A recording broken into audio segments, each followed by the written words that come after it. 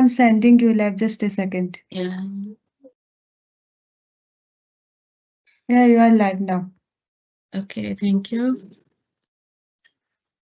Okay, good evening, everyone, all the participants. Uh, I just started. I'm checking the messages if there is any message. If there is any question from the previous class, you can post here. Am I audible? Hopefully, I am because I connected with the office, so they responded. Last class, what we discussed, a quick recap of the things we have done. The revision of that previous class, we talked about how to calculate the depreciation and different methods of depreciation we discussed. We talked about PV, IRR, and NPV function.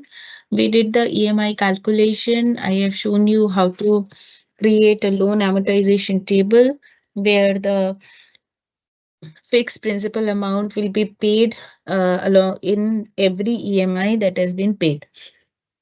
So the interest will be calculated on the remaining principal amount. So how to create such kind of loan amortization table that we did. And we also worked with macro. So these are the things that we discussed in the previous class.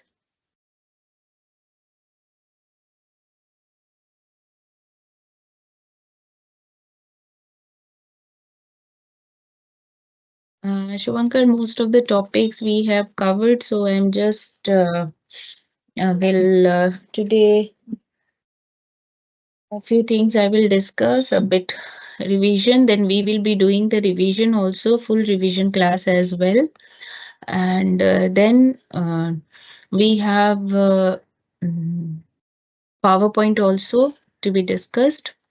So that also we will be doing. Okay, so we will discuss two classes on PowerPoint. I think most of you know how to create PowerPoint presentation.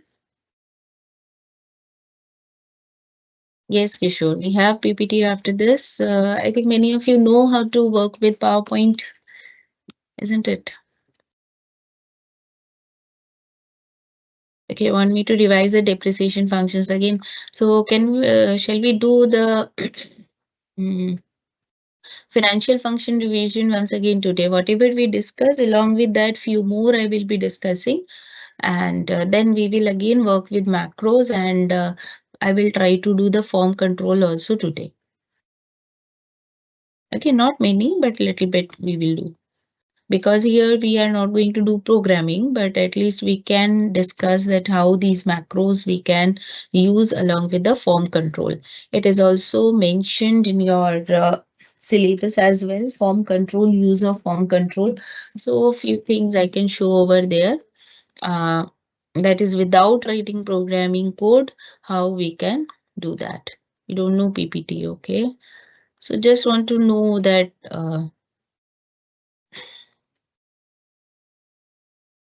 okay. Anyway, so for PPT, I have kept two classes for discussion, so that we will be doing.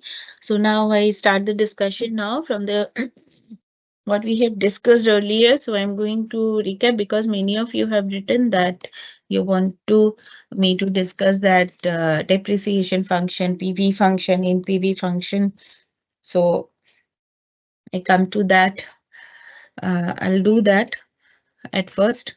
So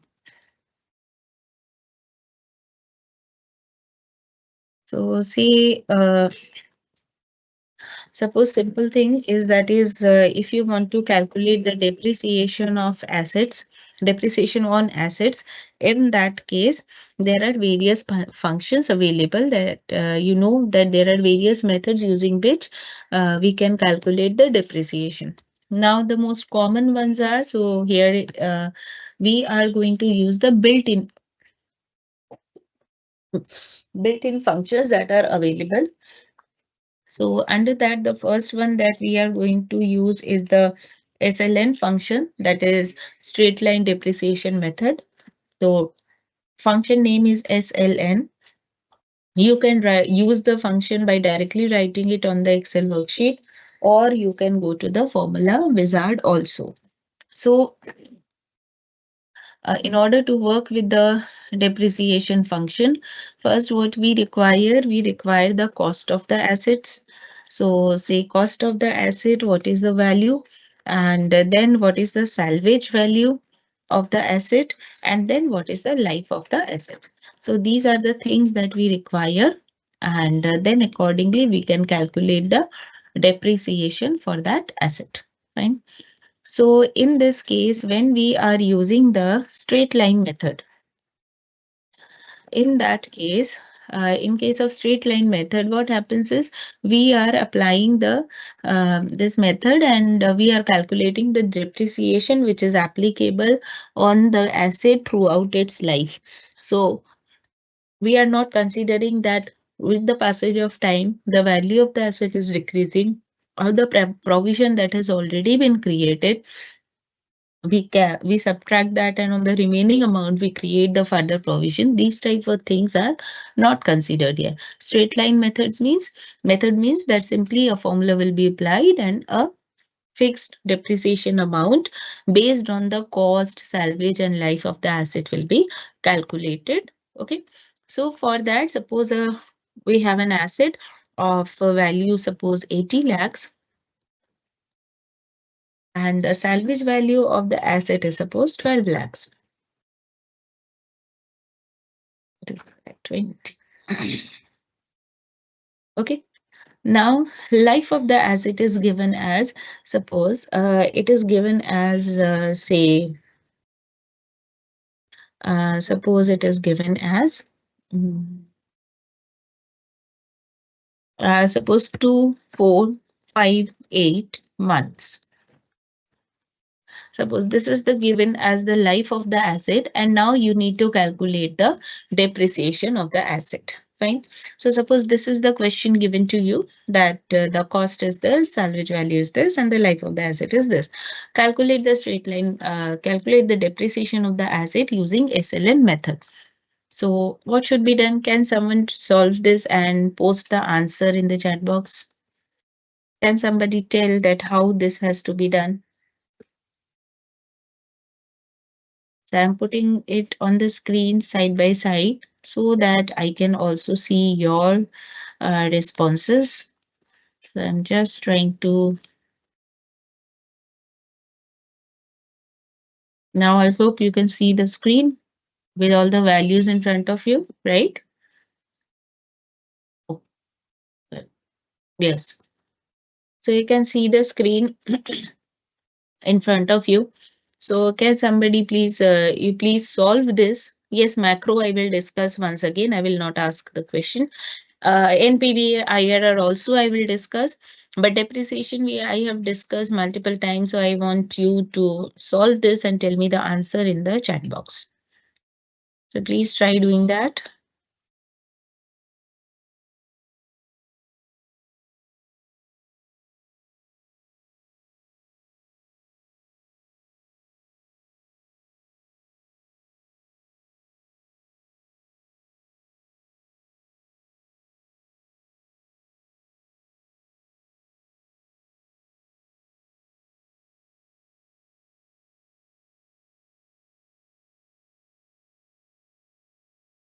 Okay, this question I will answer. One of you have asked, as your name is not showing up here, so I can't tell your name.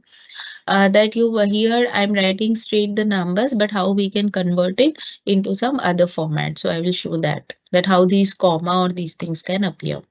Here, if we put the comma, it cannot be used in the function. As I have told earlier or have shown also, that is in the number, we cannot use any character or any alphabet or the character from the keyboard to show that.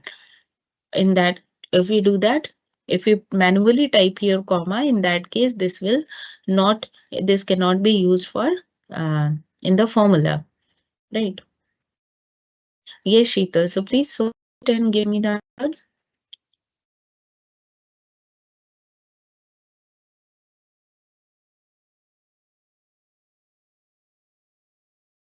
Okay. Yes. Saikat, Varsha has given one answer. Varsha has given an answer as 33197.721. Okay. I will apply the formula now and see that if this is correct. So if I write use SLM equals to SLM, cost of the asset, comma, salvage value. And how did you get the life of the asset?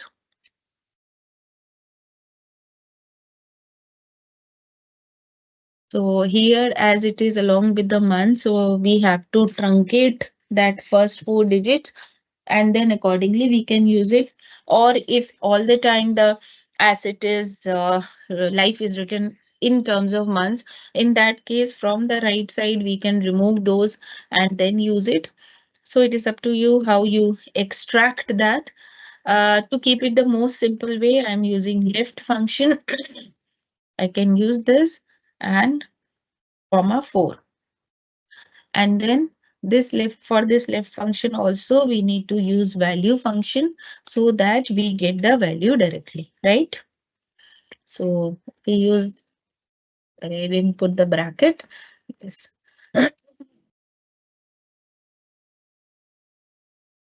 So in this way, we can calculate here the straight line method depreciation.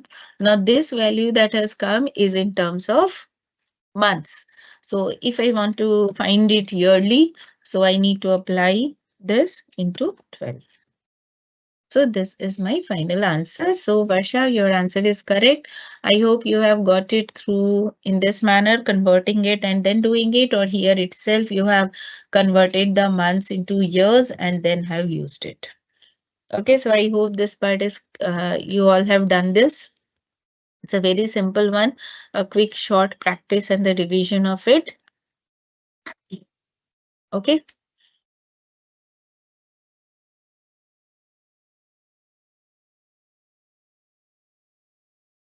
Okay, so many of you have posted the correct answer here, so I can see that. Okay, so this you have to keep in mind, that is whether we are doing it in month-wise manner or year-wise manner, in which manner we are using it, and accordingly you need to accordingly do this. Fine. So this is for SLN. Acha.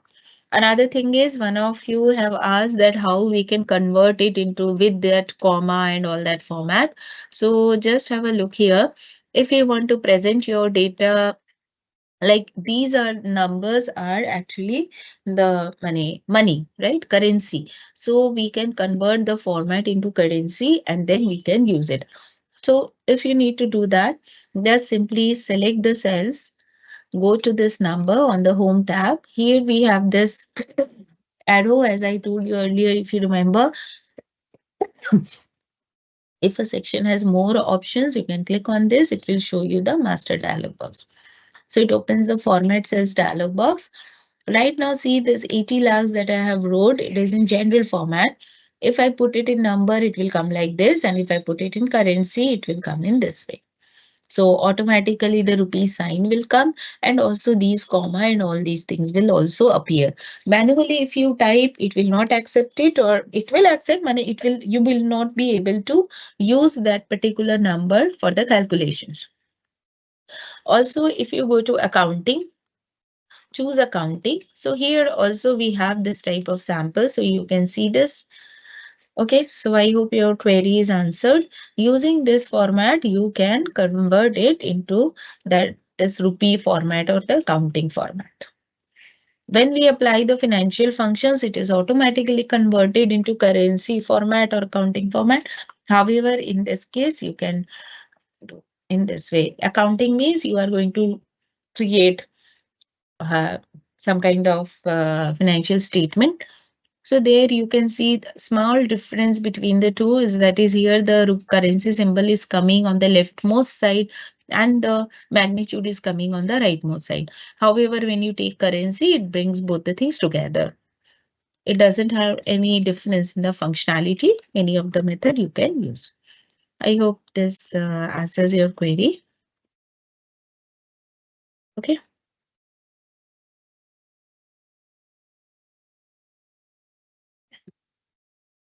SLN formula you want to see. This one I applied. So this life of the asset is in terms of months. So I can straight away here also, if I divide it by 12, so we get the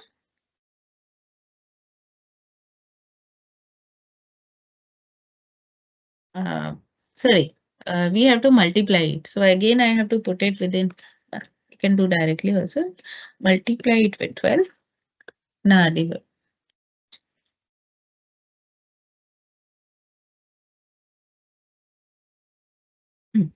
Okay. If you divide it by 12, then you will get the value. So as a single formula, if you want to do, you can do it in this way. Okay.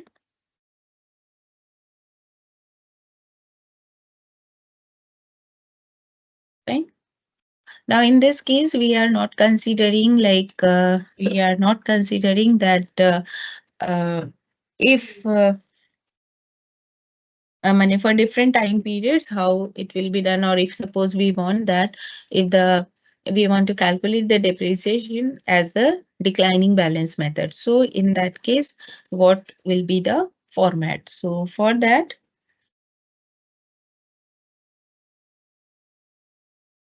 I hope now this part is clear.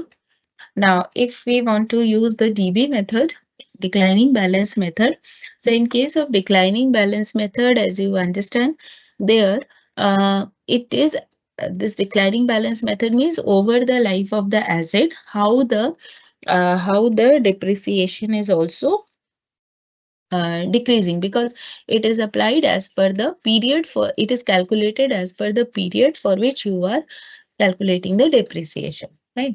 So in that case, what we need to do, we need to have the time period mentioned somewhere, and then accordingly we can calculate the depreciation. So say I'm doing this. Okay. So see, this is I reduce the font size a little bit. So time period, suppose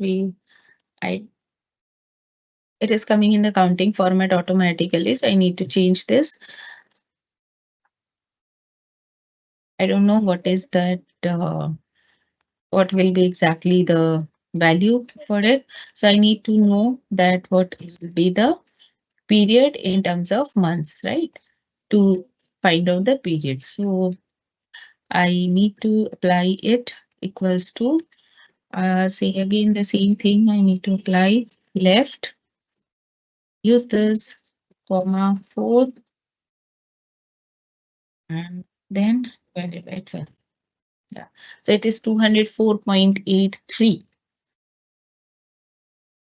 So in that case, so just for first few, I am calculating now. Leave it. It was just an arbitrary number which I gave. So here now what I need to do to apply the DB function equals to DB. And then these are the parameters: cost, salvage, life of the asset, and the period for which you are applying this depreciation. So now try to calculate this and tell the answer. Try doing this and tell the answer. Try to calculate the depreciation using DB method now.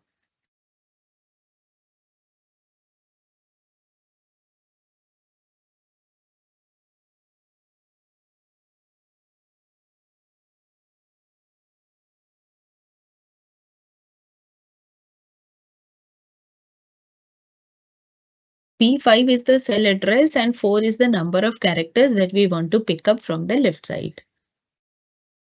This amount in words, if you want to write, then you have to write a code for it. Here automatically it can be converted into words. Okay. So please solve this for DB function. Use the DB function and calculate the depreciation quickly. For first 5 periods, what are the values?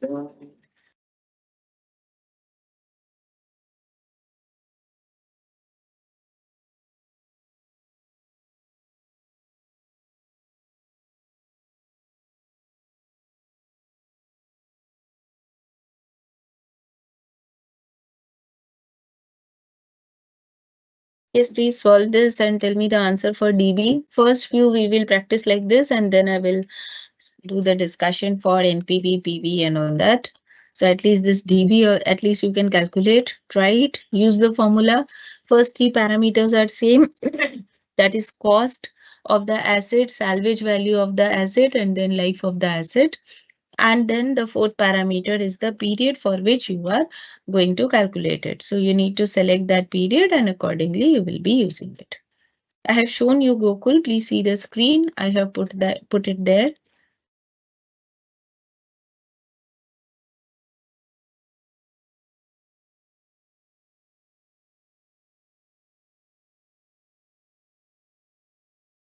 All right, Gokul.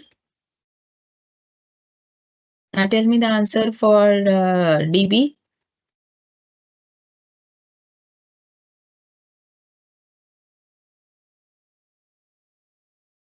Okay, Shbankar, is it 72,000?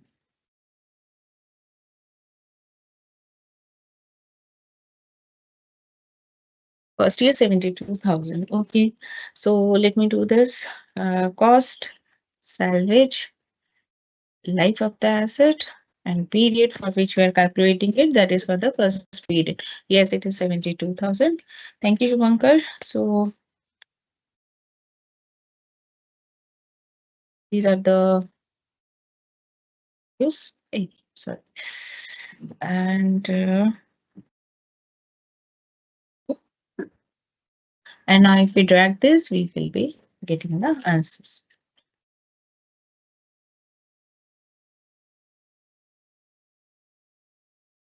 Fine, so in this manner, you can apply the DB function. Now, in case of DB function, what is happening? We are using the diminishing balance method. Now, here we have one more method with using which its main which increases your which applies the double declining balance method. But in that formula, especially its advantage is that we can specify that within which period we want to complete the calculation of provision creation. So more or less nearby it does the calculation, and if we specify 4 years or 5 years, and depending on the cost and the salvage, accordingly it tries to calculate and creates a depreciation as per the formula if it is permissible within that time period, or maybe 1 or 2 extra time period. It tries to cover that. So you can use do the DDB depreciation calculation using that method. Suppose here in this DDB formula, we want to do it for say 5 terms. Matlab within 5 years, we want to complete that. So in that case, you can try the DDB formula for doing it.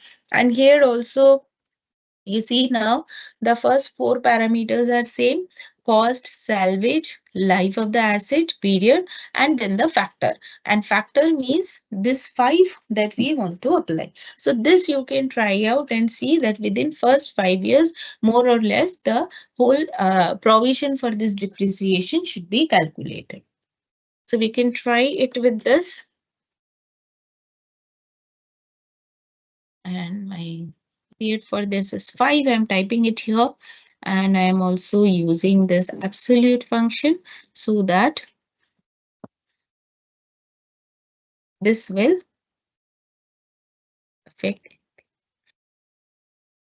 So we have to do this way and check that with and how many.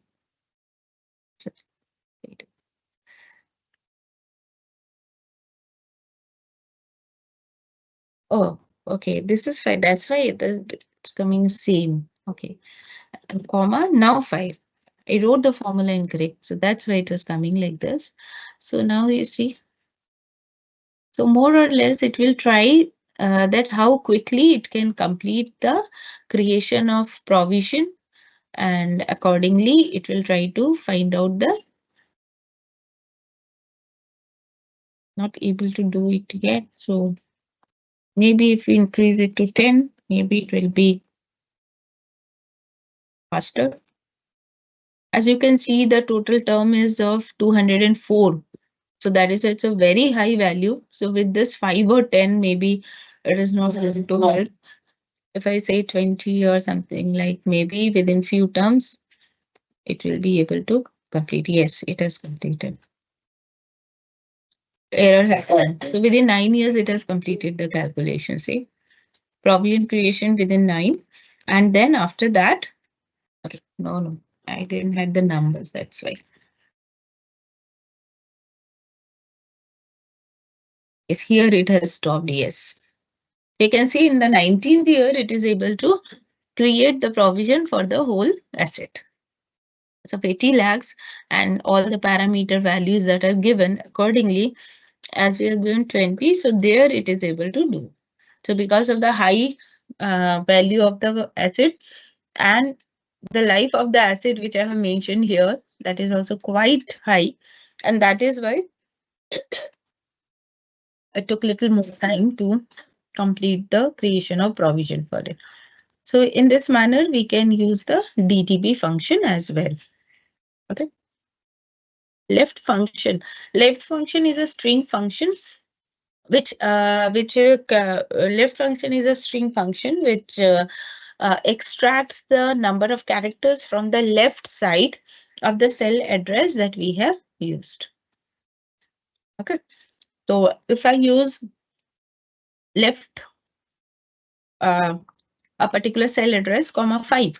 So it means it will pick up 5 characters from the left side. Okay, so I hope now you have understood this. Okay.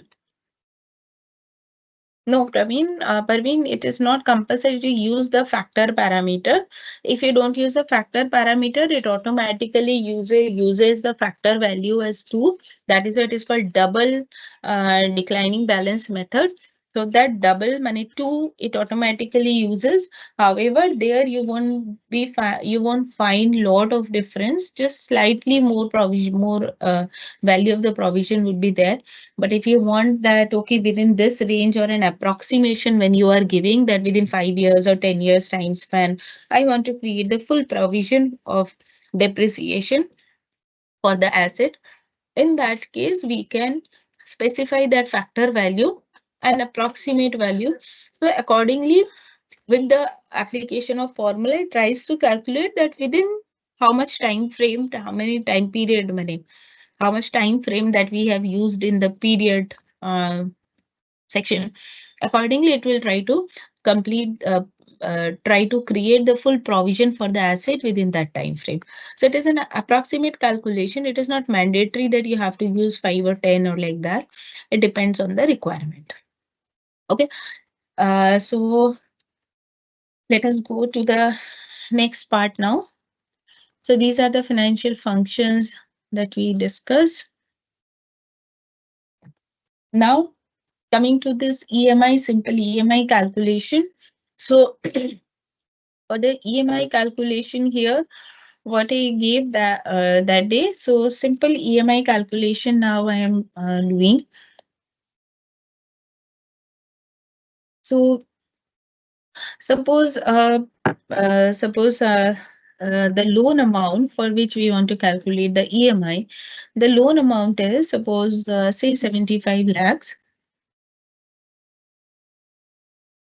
And the rate of interest is suppose 18%.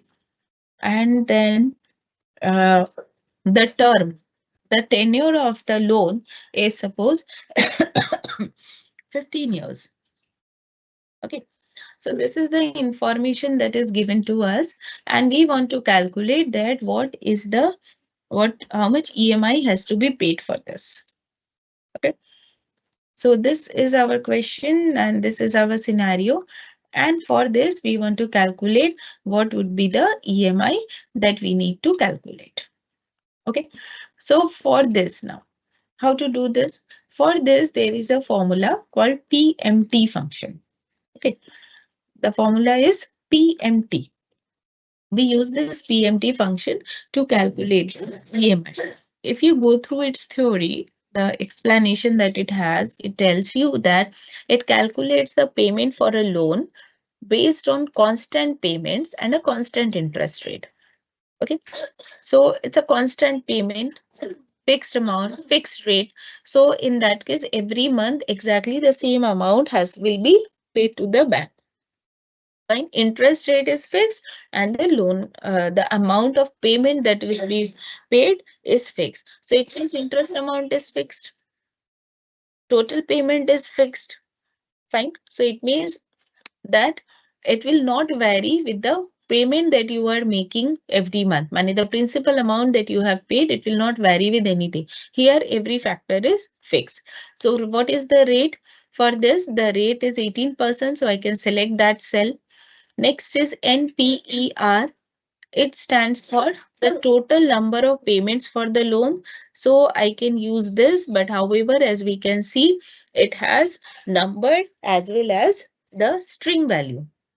So what we need to do here, again, we need to use the left function and then we can use this cell comma 2. So we are picking up that value, the numbers, and then this also has to be converted into numeric format. If you do not convert it in numeric format, in that case, it may not give you proper result. Now you can see here, it is showing you 15, right? Please follow my mouse pointer. So previous class, when I have shown you or discussed these things, I have given you straight values, clean values, and then we have applied it. But here we might not get the clean values, ready values, which can be applied in the formula. But we may have to uh, prepare it as per our requirement. So as you can see here, so value formula, it converts the string value into number format, and using the left function, we are extracting the first two numbers. PV represents the present value. That means present value of what? Present value of the loan amount that we have taken. That is the money that we have taken, and against that the EMI is to be calculated. So here this PV we will select like this. Okay. Now here there is one more thing that we need to look carefully. That is the payment, the EMI that we are calculating. Is it on monthly basis or yearly basis? So EMI is usually monthly basis. Now the rate of interest which is given is always per annum, right? So it means this rate we need to convert into monthly rate. So the rate which is given here, 18% per annum, it is what? It is the annual rate.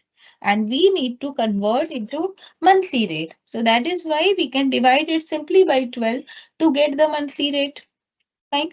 So in this manner, we get this. So rate, monthly rate, number of payments, monthly, matlab total tenure of the loan. That is, oh, sorry, it should be monthly. So I need to multiply it with 12, right? So 15 years, 15 into 12 equals to 180 installments, right? So you can see here automatically it calculates 180 is the number of payment periods. Mane 180 times the EMI will be paid, right? And PV is the loan amount. So the loan amount I have selected here. Fine. So now if I click over, you can see here as the result of the formula that is also displayed. So using a function wizard is helpful because here you can simultaneously check that what value and what result you are getting, and if there is anything, any mistake, so that also you can correct here itself. So now I click OK, and this is the amount that I am getting. It comes with a negative sign because it will be the outflow. This is the payment that is to be made. So that is why it comes automatically with a negative sign and in red color. If you want, definitely you can change this format. So it is a default format. Okay. So please try this.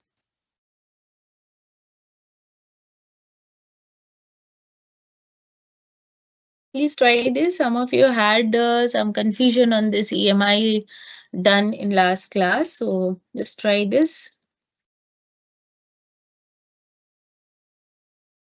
Giving you 2 minutes to note it down, to absorb, to understand the concept.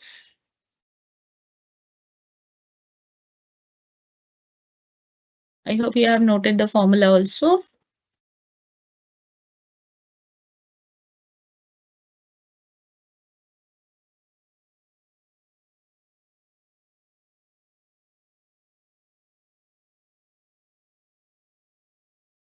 Fine. So shall I do one more example of this with some more different data which may not be clean or in a different format? Shall I show you one more example of this?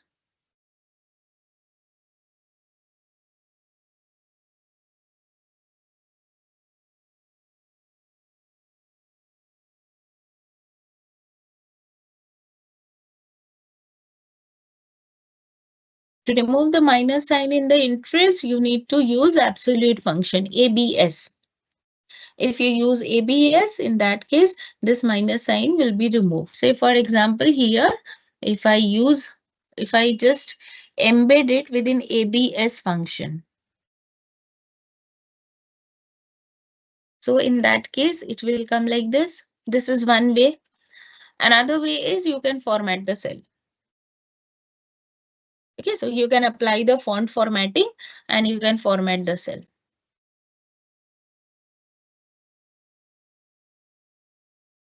Fine.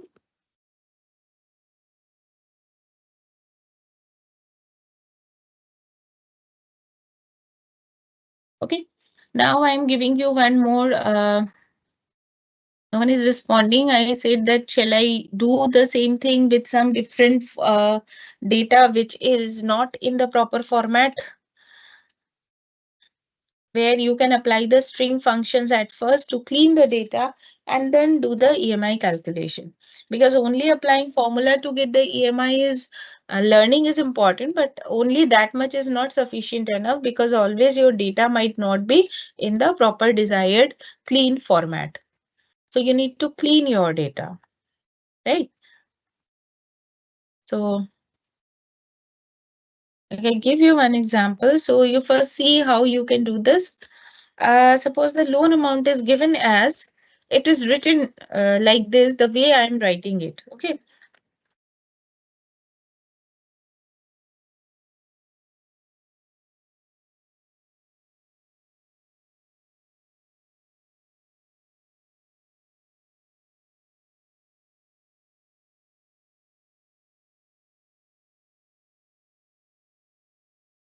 Okay.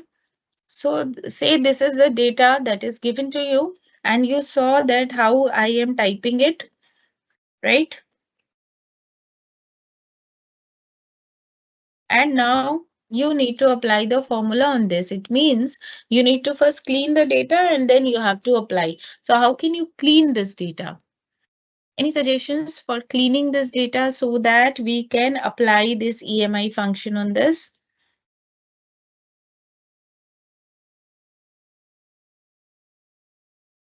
If you saw, I typed rs dot, rs nahi, matlab symbol you can include, and then 16.5% p dot a dot 20 years. So this is how I have typed it. Suppose this type of data you have, and now we need to calculate EMI on this. So how you can clean this data and then apply EMI function? So any suggestions for that? You can type in this chat box. I am reading that. Any suggestions on how I can clean this data?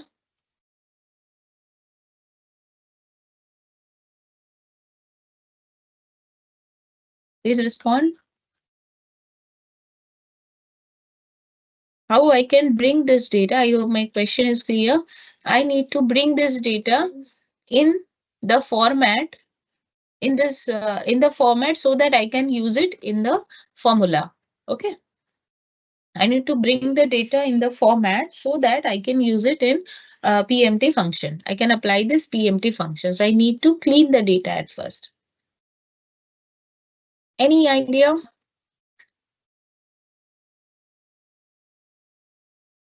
Do we need to use all the time that string functions and all those? That we can do. Now you have seen, I have shown you example of using left function or right function and then picking up the target value. Yes, Suman, we can do it by using the text formula, definitely. Thank you. Yes, Suman, we can do that left right function, then applying the value function, right, Humera? Yes, these we can apply. Any other way of doing it?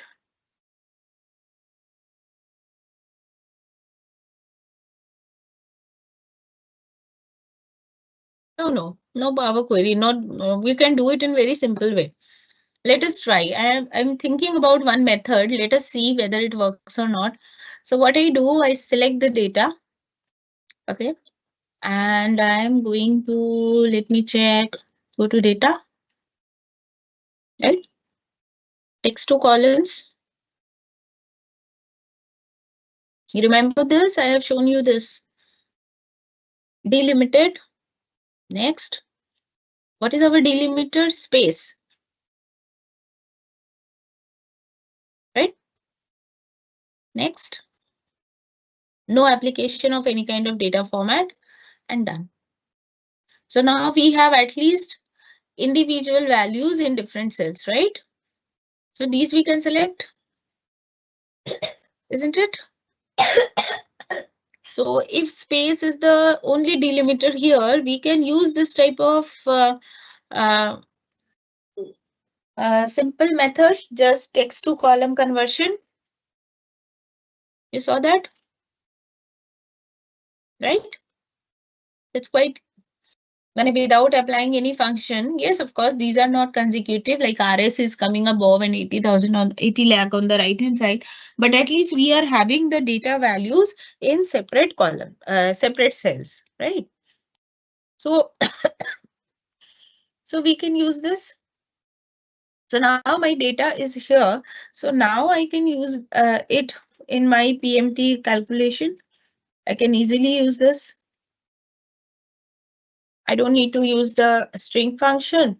I don't need to use the value function also for conversion. Straight away, I'm just dividing it into sorry, separate cells and then just simply applying it.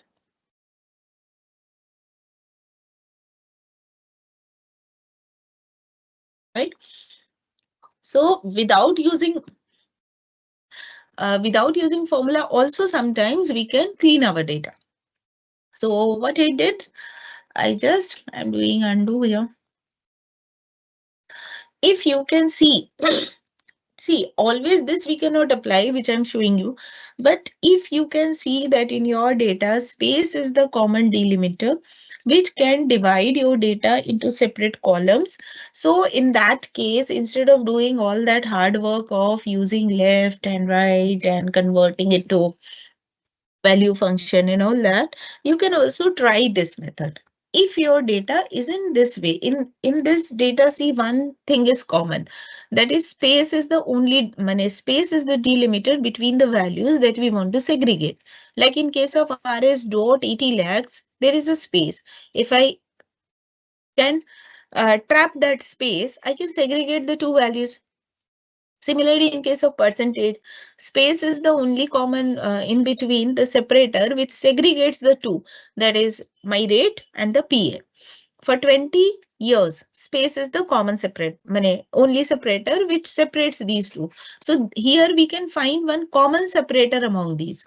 So if your data is such, in that case, instead of applying the text function, you can also achieve it simply by going to data tab. Of course, select your data range, go to data tab, text to columns and delimit it. Okay, it is usually by default selected. If it is not, you can always do that. Click on next and then choose the delimiter which is applicable in your case. Like say here, if I want to use dot. Okay, so see in the others, if I type here dot, see what will happen. You can see it yourself. You can see this preview box, right? In the preview box, you can see. So dot is also a delimiter, but here I don't want to use it for dividing the data in columns. I don't want to use that. I want only space to be used as a delimiter, which will divide my data into different columns, right? So I use the space next, and you can see it is exactly the way I wanted. That means my all these items are in separate cells. So easily now we can do the task. So I don't need to apply those text functions. And also one interesting thing you can see here, my 80 lakhs, it is not coming in string format. I don't need to use value function also. So simply I can use PMT, and just rate divided by 12 to get the monthly, and PER, use the term, multiply it with 12 to get the number of payment periods and the loan amount, and done. So see, I am not using any kind of string function here. I don't need to use. Simply my value is calculated. Right? So more and more data you pick up and do the practice, you will understand these type of things, because when we take the free sample data from net, it is always in these mixed kind of format. So we need to find the various ways in which we can convert our data into our desired format. So formula you have learned, you know how to calculate EMI, but if you don't know how to clean your data, in that case you will be in trouble, because data will not always be in a very nice, standardized and proper format. So data cleaning part is very important. So you need to know how you can clean the data. You also need to know how you can convert it in this type of format using text to column. You also need to know that how you can convert it into some kind of common formatting like this. So this part is important. Fine, so this is for EMI calculation, and yes, if you want to avoid this minus sign, always anyway you can use ABS, that means absolute function. So it will return you the positive number, that means only the magnitude of the number. Fine, so this is for the EMI calculation. Now, shall I proceed to that loan amortization table?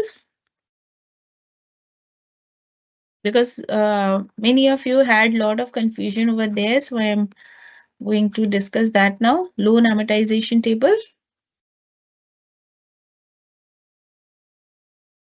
Right?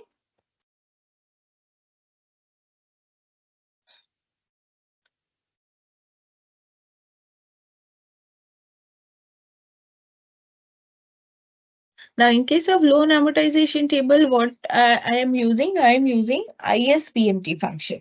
Now, this ISPMT function does what?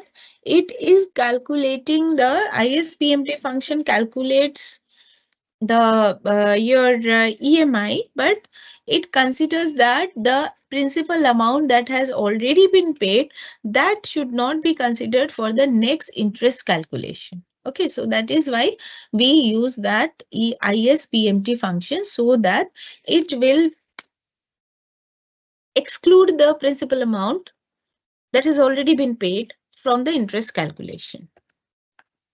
So this is also one way of calculating the EMI. And in this case, we are going to use ISPMT function. Okay, so this is the one that we are going to use. So for that, I created a format of the table at first. So that part is very important. Like here, I wrote, yes, principal amount. Then I wrote interest. And then the monthly installment that we need to pay. This you cannot say EMI. I can say MI, but not EMI, because it will not be the same. Amount won't be the same. So I'm just writing monthly installment and then the balance amount. This balance amount is for the principal amount. Balance loan amount, you can say, or the principal amount. Okay, so this table we need to create. Now, as we are going to do it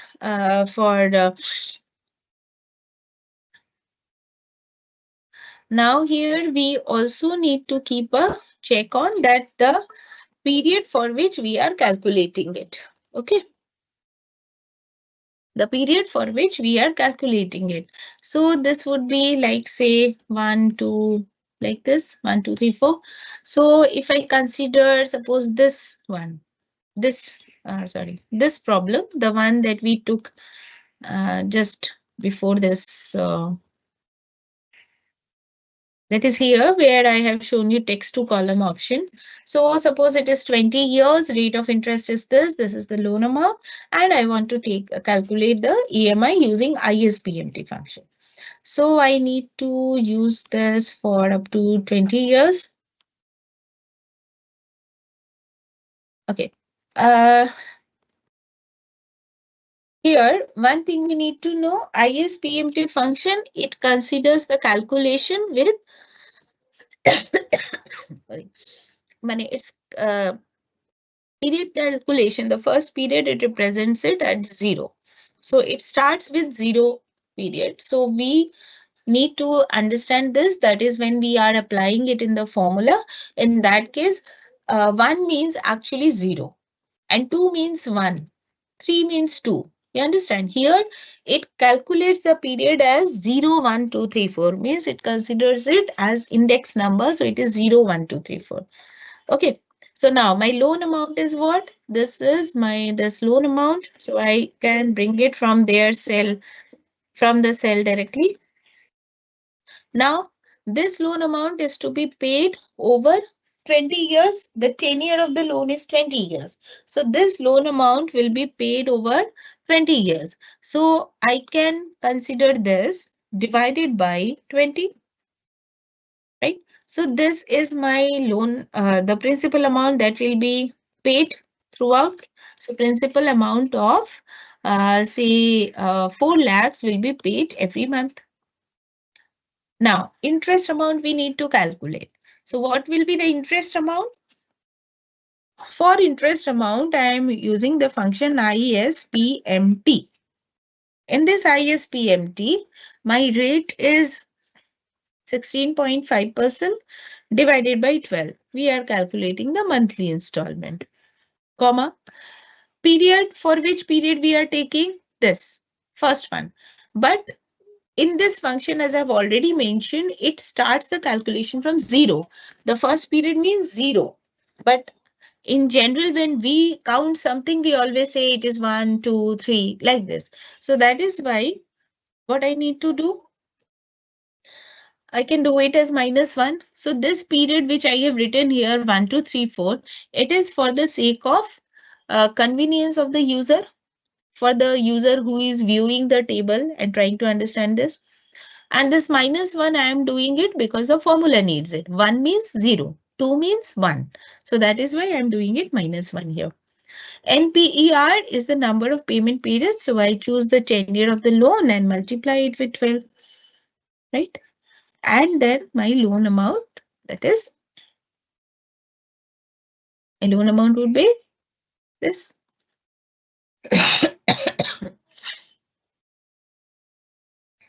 Okay.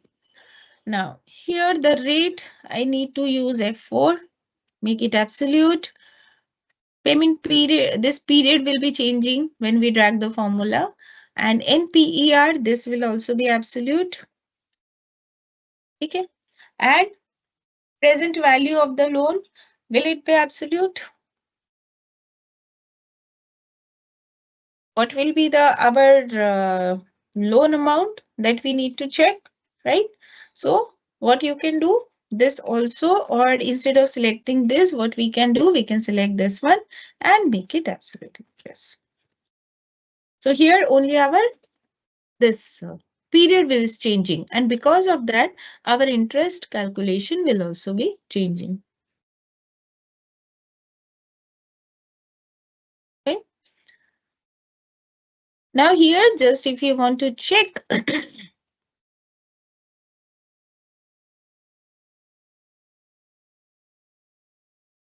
I think I made one mistake somewhere.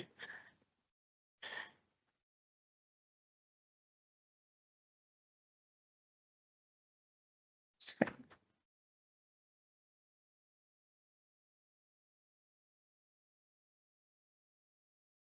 This is my rate,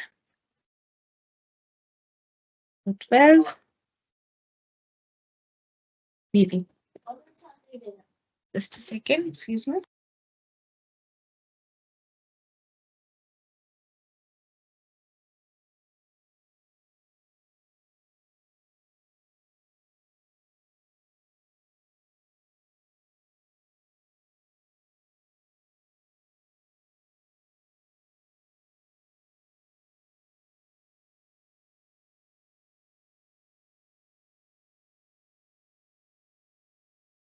Okay.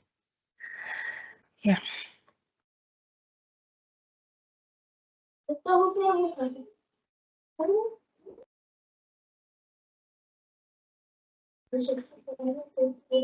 एक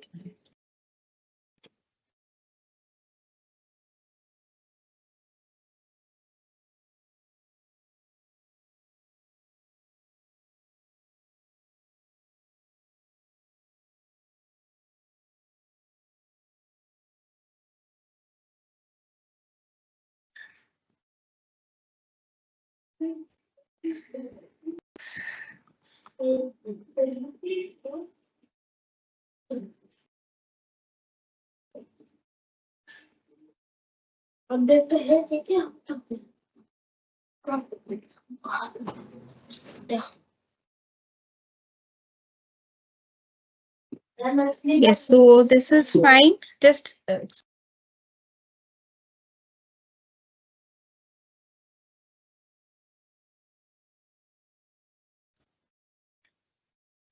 okay. So here, what I did, I applied ISPMT function. This is the rate of interest divided by 12. That is a monthly one we have taken. And okay, I'm making a mistake. Tenure is 20 years. Now we are calculating per month. So it will be done for uh, this will be done for 240 months. So here I have dragged only up to 20 and I was checking that why it is not coming. Actually, I have to take it up to 240, right? My number of payment periods are 240. Per month payment will be done. So it will be up to 240 and I am doing it for one extra just to see, just to check that my calculation is correct. Okay. So I'm just dragging it down. So you can see in the last cell, we will get the value as 0. The one extra that I have drawn here, we will get the value 0. That means that the calculation is correct. Because in the last one, the last payment, the interest should come as 0 because it has been calculated for the whole tenure. So interest should come as 0. So if you are getting this one extra value as 0, it means that your calculation is correct. Fine. So just for a moment, I got distracted and so I could not, I was just checking that why it is not coming.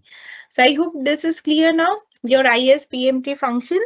So it is here, the first parameter is the rate, monthly rate divided by 12. Period, period is 1 to 240. However, in this ISPMT function, it doesn't, and it starts the calculation with 0. So that is why I have put it as -1 so that we can map it with the function requirement. Then the NPER is the number of payment periods, that is your loan tenure multiplied it with 12 and then the loan amount. Right? So when you drag it up to that whole thing, you will get the result. Fine. So this is your interest amount. Is this clear now? So I didn't check the question section.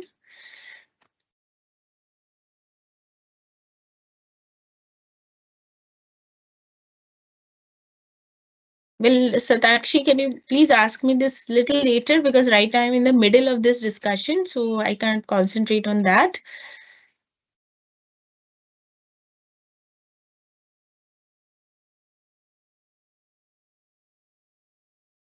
Okay. Okay, Krishna Kant, when like I'm showing you this here, you can concentrate here now. Okay, in this also I can. Here, like all these numbers are coming in negative. Now, when we want to calculate the monthly installment, we need the sum of principal and interest. However, the interest is coming in negative, right? Because it is the outgoing thing, so minus automatically is coming. So I can apply ABS function on this to get the positive, only the magnitude of the number, right? So I have made some changes in this formula. Now, I want to apply this formula on this whole range. Now, what happens when we are having consecutive data like this? only in the first column we need to fill it with the whole series. Like in the first column only, I need to drag it manually. We can use the fill series option also. I didn't use that. We can drag it up to 240 manually. In the next column, adjacent column, when you are doing it, applying some formula, and then if you want to apply it to the whole range, which is consecutive, simply you need to double click on this right bottom corner. You can see right now my mouse pointer is white, but if I put my mouse pointer on the bottom right corner here, you can see this, it turns into black plus sign, right? So this black plus sign, if you simply double click, what it will do, it will simply drag your, sorry, simply drag your function up to the whole range. You can see the change now, right? Everywhere this absolute function is applied now, so it has updated the whole range, reapplied the formula. Similarly, for the monthly installment also, I'm doing this, say principal amount plus interest. Okay, now if I again double click on this bottom right, this black pointer, just see it will do the whole thing automatically. Okay, I don't need to drag it there. Only for the first column we need to do, not for other columns. Now, what is the balance loan amount? Balance loan amount is equal to the previous loan amount, money in the previous term or beginning one, whatever, minus the one that we have paid in the current term. Okay. So this is my balance loan amount here. So now if I drag this, so in the last cell, it should become 0, isn't it? In the 240th, sorry, what has happened?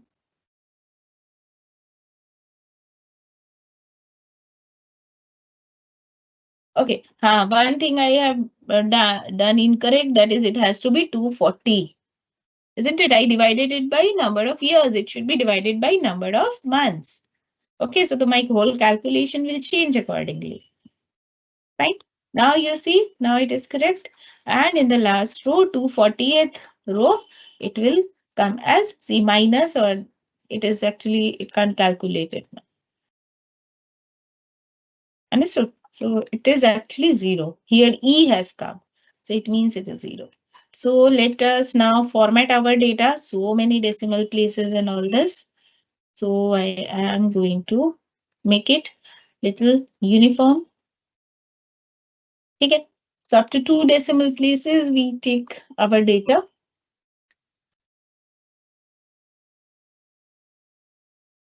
Now you can see in the last row here, the 0 has come, which I mentioned that in the 240th, the last term, last period when the balance amount becomes 0, right? So that means here this 0 is important, and in the interest, if you calculate beyond it, beyond the last term, it should come 0. For balance amount in the last row, it should come 0. So if these two values are in place, it means your calculation is correct. So it is a one way you yourself can cross verify that whether your calculation is correct or not.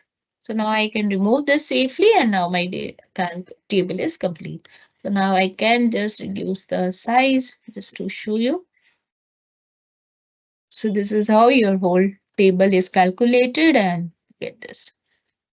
So in case of some who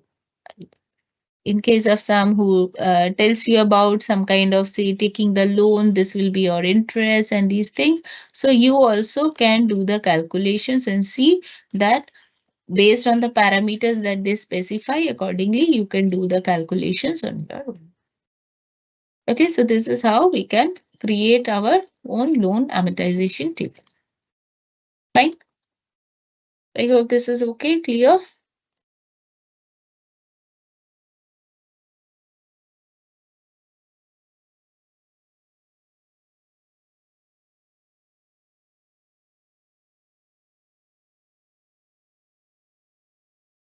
Yes, Radha, I noticed it later, so you checked it, right? Yeah. Okay. Okay. So up to this we discussed. Then I come to your this IRR and PV function calculation. This also we did. that is internal rate of return. Sometimes I took this example. That is, if there are certain proposals to you and then you want to find out that a particular investment proposal, whether it is beneficial to you or not. So what happens whenever we want to take some investment decision, we try to compare the proposals, we try to check out the other proposals as well, and then we try to find out that where are we, in which one we are getting the higher returns, and accordingly we try to choose. So we are quite we need to know that where do we get the higher returns, right? Then accordingly we can take it. So it is one of the factor, definitely not always it is the only factor that we consider for taking the investment decision, but it is one of the important factor. So if somebody tells you that if today you invest this much and then in the upcoming time you are get investing in some upcoming time, then in the future you are going to get such and such returns. So in that case you want to check that whether these proposals are uh, beneficial to you or not. Suppose one investment proposal says that if right now you invest say 25 lakh rupees, so you will be getting, suppose say 6 lakh 58,000 for uh, 6 times for 6 years. So you want to know. So you want to know that whether this proposal is beneficial or not. So you invest this much, and this is the receipt in these many.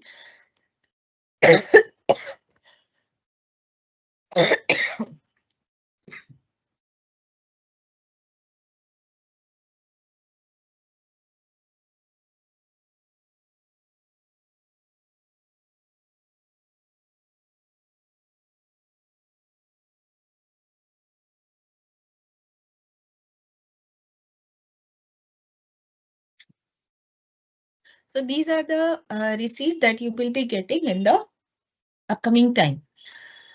Some other company is telling you, giving you some other scheme and telling you that you don't need to invest so much. You just invest, suppose 8 lakh rupees, and then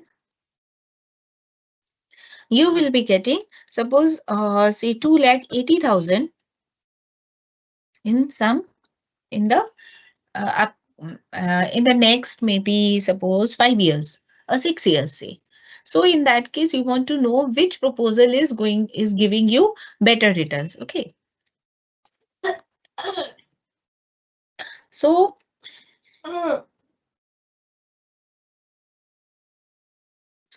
these are the different proposals that you are having, and you want to decide, you want to see that which one is more beneficial or giving you higher returns. So this is the investment outgoing. So I need to take it with a minus sign, and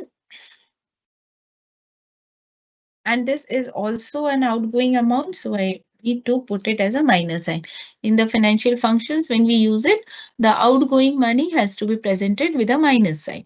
So if you want to calculate the rate of return for these, it's very simple. Just simply use IRR function and select the outflows and the inflows together. Okay, all the outflows and the inflows you need to select together. Simply close the bracket and you get the return. Similarly, here also I am applying IRR, and then I am selecting outflows together along with the inflow, and we are doing this. Also, it is always better to have it in decimal as well, so that we get the exact idea that what is the rate of interest that we are getting. So we can see that the second proposal is much more beneficial for us rather than the first one. So based on this, it can be one of the deciding factor, important factor to know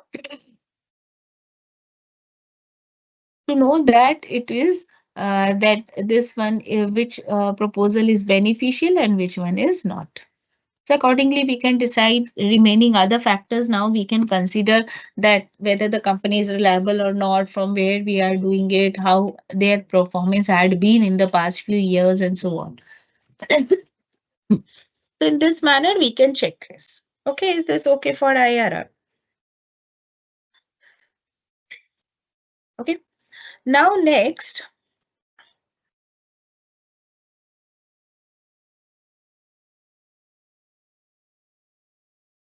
monthly installment we have already done.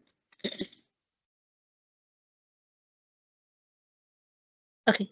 Now, in this case, now no dates are given. Like here, it is given that you will be getting these money at in this time.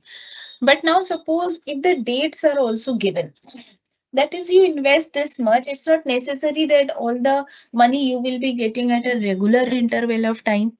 This simple IRR function assumes that you are going to receive the money, all this money, at the regular interval of time. Okay, but suppose if that is not the case, if you are going to receive it at different interval of time, in that case, our returns may differ. So that is why in that case, what we can do, we need to check that accordingly we need to calculate, and maybe the rates will differ in that case, right? So what I am doing now here, I am going to ah so I'll just include one, and let me do this. Yes. So here what I'm going to do, I am going to insert some dates here, right? So when are we going to get the, so on which date we are investing, and then on which date we are getting the returns. So these are the, here I'm mentioning the dates, and these are the cash flows, fine. So suppose we invest on, say, some random dates I'm giving, fine. 13th March 2015. Then some random dates now I need to give. So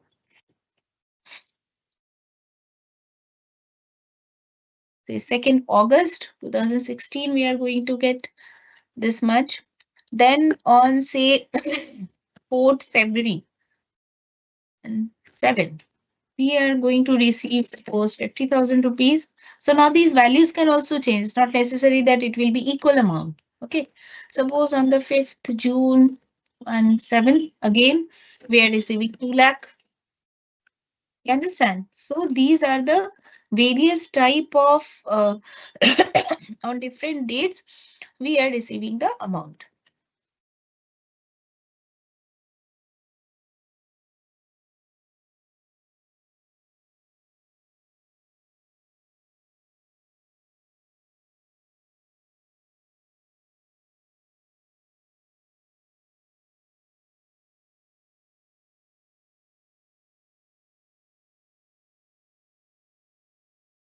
Okay. So you can see here on different dates, the maybe the different amounts have been received. And so suppose this is the scenario now. The simple one I have shown you previous class, we have discussed that also. Now suppose this is another scenario.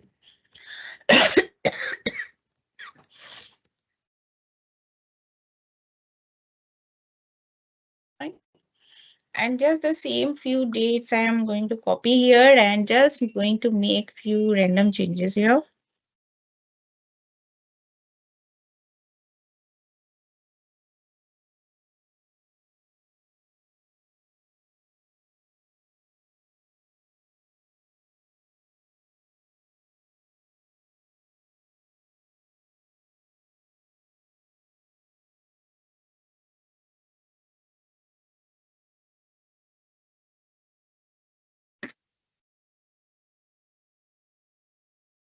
Okay, so now if this is the scenario, in that case, how do we calculate it?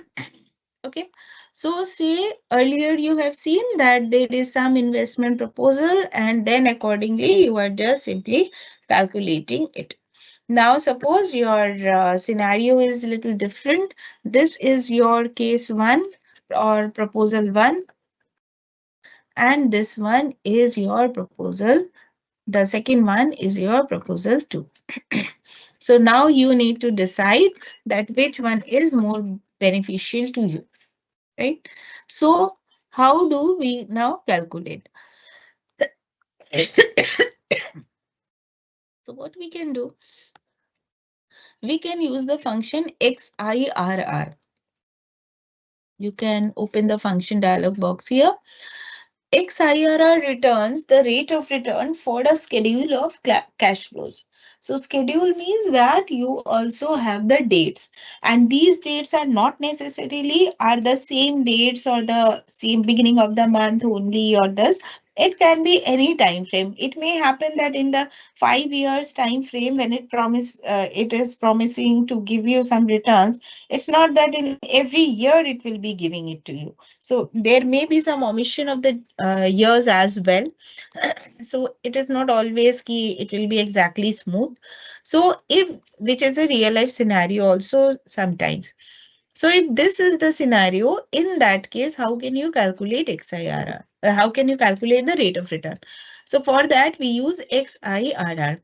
First, you need to select all the values, only the cash flows, comma, dates. So the second parameter that you need to select is the date. Fine.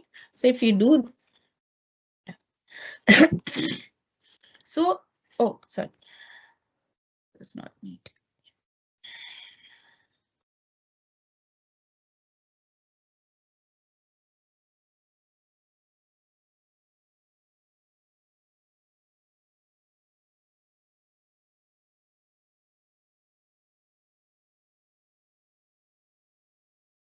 That has to be numeric, no?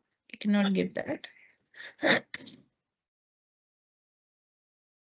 Now it is okay. Format was a bit here. Now if I put minus, mistake, yes, there was some mistake somewhere there. It took that codes and commas, so that's why. So here you can see if this is the scenario, in that case, my rate of return here is 4.24. Okay, so from here now you can see that on different dates it is promising different type of returns or this type of returns we have got. So in that case, the rate of return that we have got in this first investment proposal or the plan that we have taken up, our rate of return is 4.24. In this particular case again, simply select the values, comma, dates, and just see. In this case, the rate of return is 27.54. So in this manner, you can evaluate that, say you have done certain investments in different schemes, and then later on you're evaluating that in which scheme or which type of in which investment, what type of returns you have got. Okay, so this is how you can do this type of analysis. So I'm just putting up the formula here also. So just you can take a screenshot of this. Let's try again.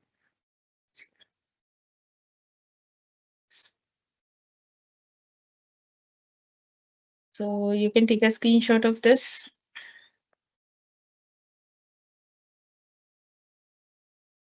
That if the dates are given, in that case, how you can check your rate of return.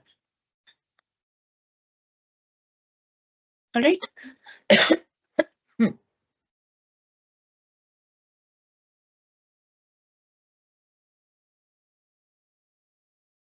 Okay. So I hope you have taken the screenshot of that.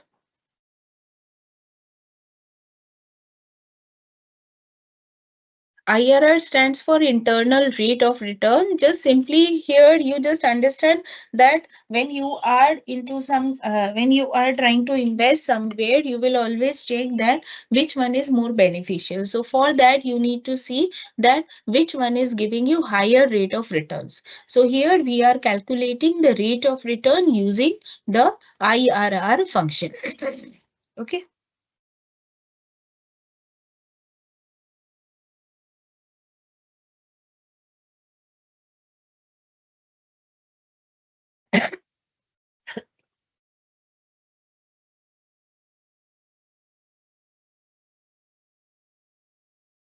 Okay, so this is for XIRR.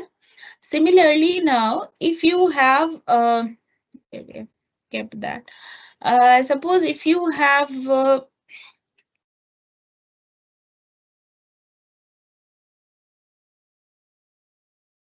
here in this only. Okay. Suppose if you want to know that, suppose something promises to you that these are the, if you invest something today, you will be getting these returns. Okay. And then here certain amounts are given to you. Right?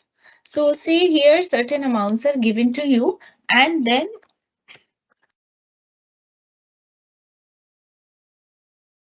these are the returns that you are going to get. So in that case, you want to know. So I just did copy paste so that the typing time, you can also do the same. You can just simply take the data that you have used earlier. So these are the dates, and on these dates, these are the returns that are promised by a certain scheme. So you want to know, suppose the rate of interest is also known to you. That is, the rate of interest is suppose 12% rate of return. So you want to know that how much you need to invest today so that you get this type of return. Or it may also happen case, another case could be like, suppose you need to, you need this money on these dates for some reason. So these are your requirements. And at present, the current market rate is 12%. So you want to know that in order to get the returns in this manner, at this percentage, at the existing rate, what, what should be the amount that you need to give now? So I am using this NPV function here. This is the rate already given, and then these are the or sorry, X and PV we will be using. Okay. So for this we use the X and PV function.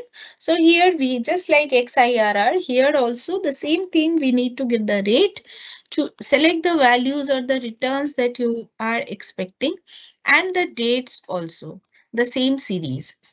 And then you give, so it means that if you, the net present value of this proposal is this. So if today you invest this much, then at this rate on these dates, these are the past dates that I have given. However, so if you put it like this, so it means that on those days you would have got these returns. So when we do this type of calculation, we actually need to do that in futuristic manner. Like suppose you are enrolling in a course and on certain dates you need to pay, suppose that semester fees, it's a costly course.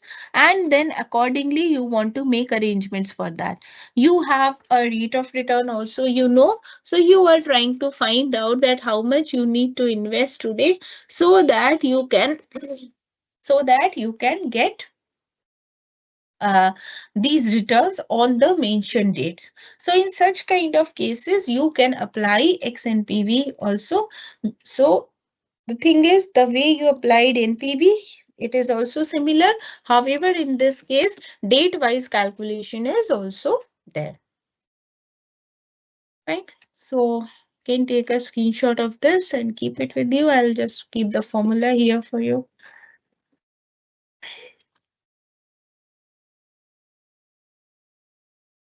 So just I stop here for a few minutes, for 5 minutes. And you please recap, absorb whatever we have discussed. Then I will go to the macro part and macro discussion, and then we will also see how we can use the form controls with the macro. Meanwhile, I am checking.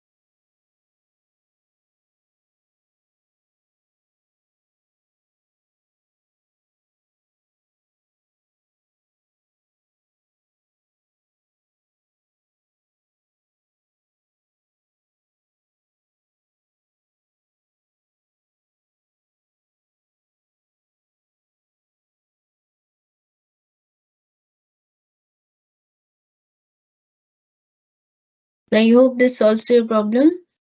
These dates may or may not be equally distributed, not equidistant.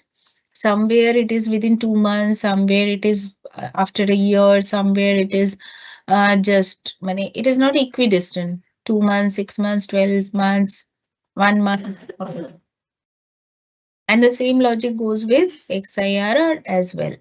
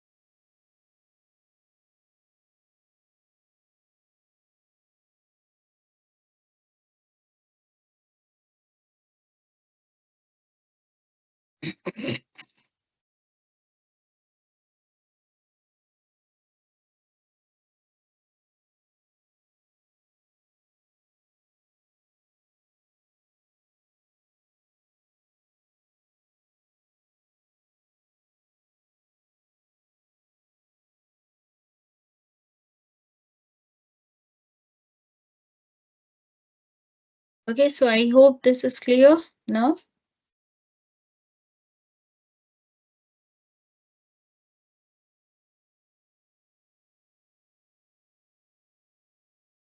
Yes, sir, you can do that way also. The same calculation can be done in different ways. Okay. IRR and XIRR, the difference is this: when we are using X means extended IRR, that means there it is considering the date also. Suman, if there is an error, Suman, if there is an error in that case, you please check the format of the date. Maybe there somewhere you are making a mistake.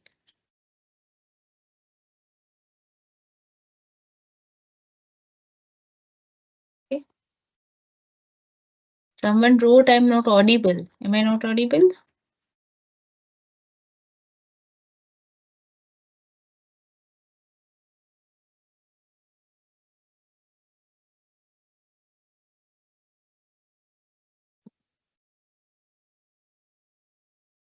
So I hope I am audible. So now let us start with macro part.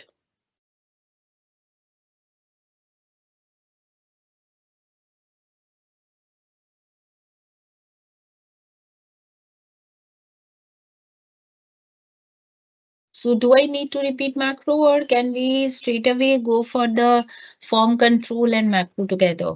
Mane, how we can use that? Okay, thank you, Kishore.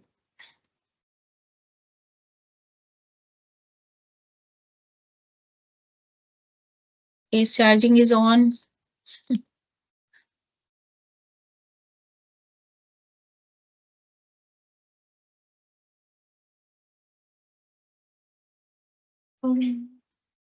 Yes, thank you. Shall I go for macro, or on a last day, whatever I did in macro, is that okay?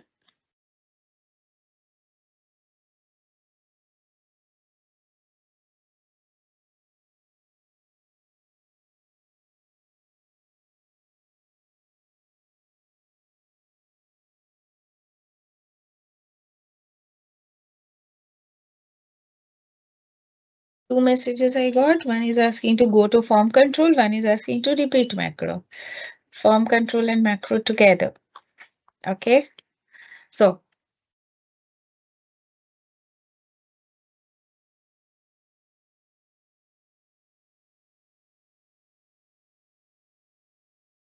okay. So we go to, okay, quickly I will revise the macro. In short, because while working with the form control, you need to know macro, otherwise it will be difficult for you to understand. So that is why, keeping that in mind, I am going to just recap the process of macro. However, we will bring the button and then with that we will be working. Okay. So let us first, okay, a simple thing. Suppose there are some uh, name of the students, and then the marks obtained in, say, subject 1, subject 2, and subject 3. Very simple thing. Fine. So what we want that uh,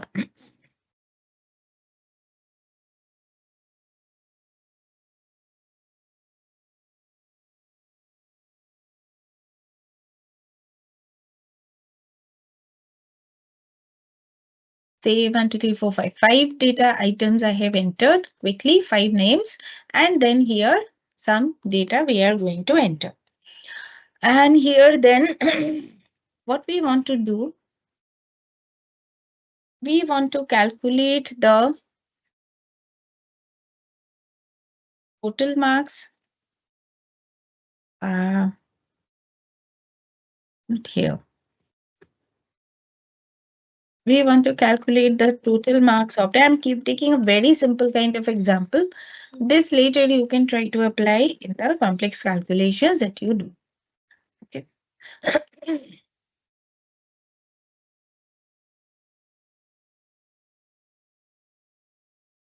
Okay.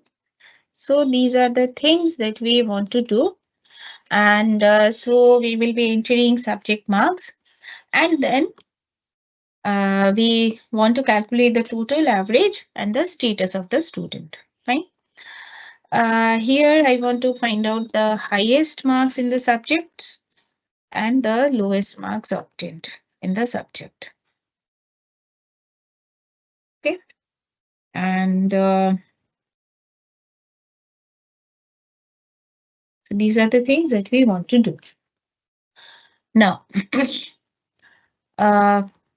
when we want to work with macro, macro means we want to convert our repetitive task into something so that just with a click we can do that work. Means multiple times we don't need to repeat all the steps, but just by clicking on a shortcut or a button, we can achieve our task. Okay. Now these macro we can do in two ways. One is with programming, one is without programming. With program is called VBA coding, using which we can create many flexible applications. However, without coding also we can do a lot of things here. So we are going to we are just going to do few things here so that you at least get the glimpse of this. So that is why I have kept my data very simple here, and all these calculations and these things we will be doing using macro. So I'm using little color code here so that you understand that these are the things that we are going to do using macro. Okay, so this is how. So now just at first I am telling you how we work with macros. So I gave you a few steps and these things last class. That is, we can create a macro which will be applied on a specific cell address. That means whatever be our mouse position, cursor position, it will always be applied into a particular cell. And if we want that it will be applied as per our mouse point current cell selection, in that case we need to make it location independent macro. Okay, so in that case what we need to do, in the view tab we have the macros option, and we have this option called use relative references. So if this button is on, in that case it will create a location independent macro, means it will be executed as per the cursor position. And if it is off, it will be executed on a fixed cell address. So right now this is on. As you can observe, there is a fine boundary around the icon. You can see this. So right now it is on. If I click on this, right now it is off. Okay. So which one we want to create, accordingly, we will enable or disable it. Then view macro is the option where whatever macros are present in our file, all those are in Excel, whatever we have created, all those are available. So from here, you can choose those. If you want to create a new macro, you can go to view, macros, record macro. You need to give a macro name. One shortcut key you can give, description you can write, and click OK. And then whatever you do, like suppose here I type something and then this one, I apply some kind of formatting on this. A macro is created and stop recording. And right now it is in the fixed cell, A1 cell. So I go to another sheet and here I can't do because I have done the merge cells and all that. So I go to a new worksheet, say, and I press Control Shift N. That was my shortcut key. So you can see it is created, right? Fine. But always it is not so preferred that we always use the shortcut key for doing it. It means we have to remember so many shortcut keys for it, right? So what we can do, we can use some buttons also for doing the job. That is, when our data is ready, we press the button to execute the macro. So instead of using a shortcut key, I want to use a button. All right. So I am going to show you that Fine. So with that, we can do. So you can also see how we create a macro once again, because here only we are using how to use relative reference. Pratik, you just need to click on the option and it will be on. Okay. So now what I do, I am going to use relative references. So now see, Pratik, you can see this now. I click on this, use relative references. So now it is on. See now a fine boundary around the icon appears. Fine. So if I click on this, it is on. Now it is on. Again, if I click on this, it will be off. See, now it is off. So I keep it on. Now, what I want to do, I want to first, in order to work with the form controls, we need the developer tab. And by default, the developer tab is off. Actually, I just included it in my sheet, so that is why you can see it. Usually, this is the way your Excel application looks like, right? So first, you need to enable the developer tab for doing this work. So what you can do, you have to go to File, Options, Customize Ribbon, and now click on Developer. Okay. So File, Options, Customize Ribbon, Developer. Just tick that. Okay. And now click OK. So then you can see the Developer tab appears. Fine. Now on this Developer tab, now you can click on this. So many things are there. You don't need to bother about all these so many things. You just focus on few things that you need to do right now. So just on the developer tab, click on insert drop down, and here we have the form controls. Okay, this first option is button, command button. So simply you take this, and when you come on the worksheet, see it is showing a plus sign just like a drawing icon. So here I can draw the button, see. Right? Then it shows you assign macro. You can see this, right? That is which macro you want to assign over here.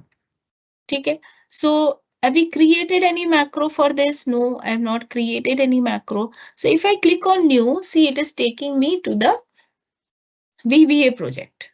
This we are not doing it. So you do not need to click on new. What you need to do when you bring it, you need to assign a macro to this.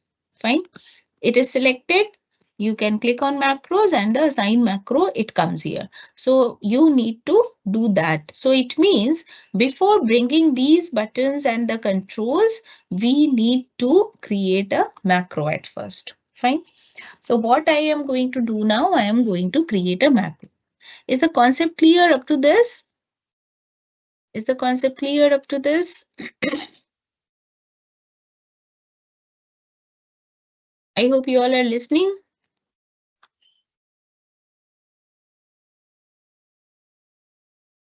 Please respond in the chat box. Is it clear up to this, whatever I have told? How to enable developer tab, how to bring a button, and then we need to attach macros. So how we need to do it beforehand, and then we can work with it. Right? So now, thank you for responding. So now what I'm going to do, first I'm going to create macro. Then I will bring the button and assign the created macro on that. Fine. So what I want to do, simple calculation. I want to calculate the total of marks obtained in the subjects by the students. Okay. So I click on macros, use relative references on. I click on record macro. This is macro 3. I am clicking on say sum. No. Acha, one thing we need to keep in mind, we cannot use the reserve word. So I am writing say my sum. Okay. And I am giving a shortcut key. If you want, you can give. I don't want to give any shortcut key now. So I am writing calculate the sum of 3 numbers. Okay. So I just simply click OK. Recording has started. So here equals to I am doing sum. and then I will be selecting the 3 cells. Fine. So this is one macro I have created where I am going to calculate the sum of the 3 previous adjacent cells. Okay, so this is one macro I have created. Now I go to view. Those who have not done the macro last class, so they can see this. So now I go to stop recording. It is very important. Once you create the macro, you also have to do the stop recording part. Fine. Now here in this total sum is already written. I can simply remove this. Now I go to developer tab, insert, and I take the form control button. And here I take this button. And here I can select this my sum macro. I am assigning this to this particular button. Okay, I click OK. So it is assigned. Now here if I write some numbers, say, and then keep the cursor there because I have used the relative reference. Now click on this button. Oh, I think relative reference was off. That's why it has come. So I need to enable set. So you can see the mistake. If my relative reference is off, in that case, it will not work. Okay. So it has taken me to that particular position. So here, if I had the numbers, so it would have calculated. Right. So I need to recreate it. You understood what mistake I did, right? So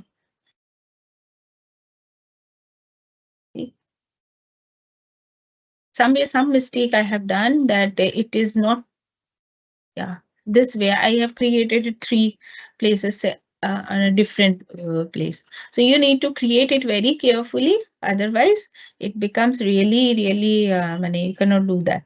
Achha, next thing is the button that we bring. I will do it once again. Achha, the button that we bring, we can apply some formatting on the button. Like say here, the default name is coming as button 2. That we want to change. Suppose we want to change some more properties of the button, say, so that how we can do that. Fine. So these are the things that we will be changing. So how to do that? Let's check. So I right click on the button and I can go to format control. Okay. So here we get the dialog box through which we can format the properties of the button. Fine. We can click on the properties. Here we can see the alt text, like here it is coming as button 2, but we want to type something as say sum. It will come. Okay. How we want to align and all these properties, these things we can set. What more we can do? You just, when your button is selected, you go to the developer tab and here see we have the properties button. All right. When you click on this, it shows you the properties of that particular. It shows you the properties of that particular button. Fine. So from it is, no, it's not showing the button property.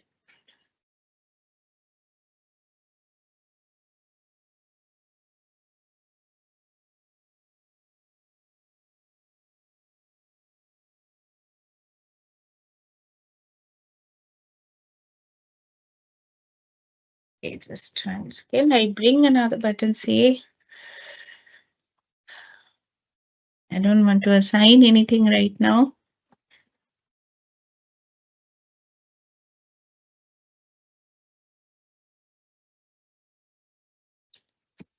This. Yeah, and I go to properties. A few minutes ago, it was showing. What happened?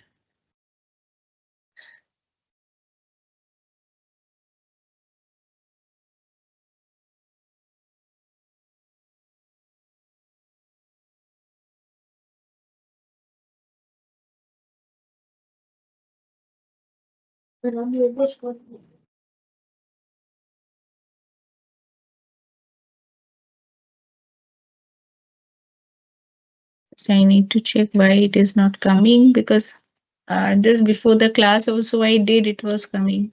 Yeah, this too I can double click and change the caption of the button, but it shows the properties of the button also. So from there, we can change some properties like background color, uh, even this name also, the caption we can type, the style, the way it will appear, those things we can change from here. Okay, so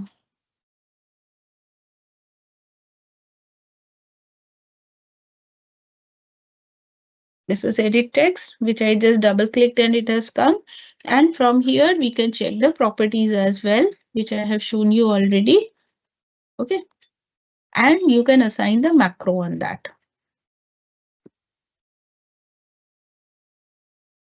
Okay, so let us try it with this thing. So you try to bring all these buttons, and then maybe somewhere some conflict is happening here. I need to check.